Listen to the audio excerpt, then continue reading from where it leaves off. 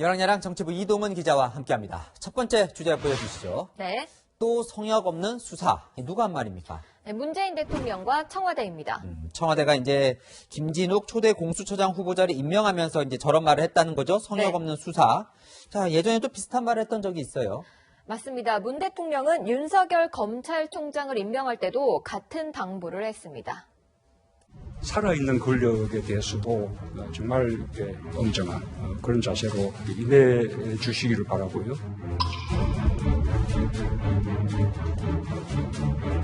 장관의 말을 겸허히 들으면 좋게 지나갈 일을 세상 지휘랍시고 피를 지고 일을 더 꼬이게 만들었습니다. 살아있는 권력에 대해서 수사하고 칼을 휘두르니까 이 지금 날벼락 맞는 거 아닙니까?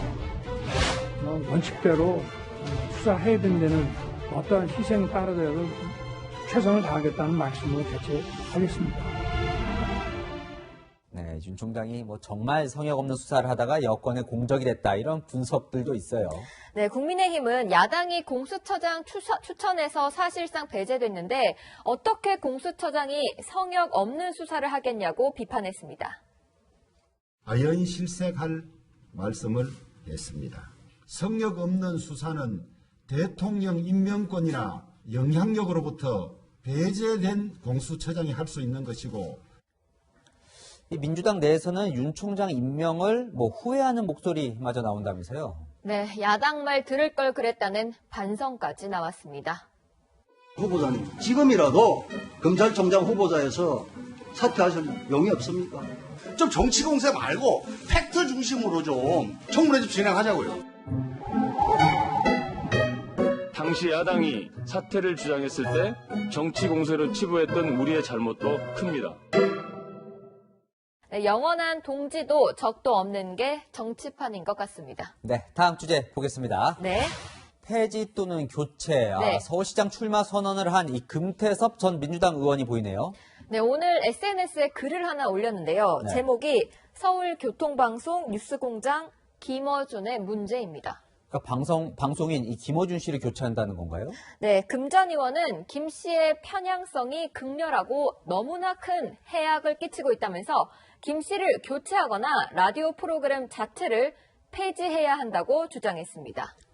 이 금 전 의원이 문제 삼은 부분은 어떤 부분입니까? 네, 김 씨가 교통방송 라디오에서 뭐라고 했는지 직접 듣고 판단해 보시죠.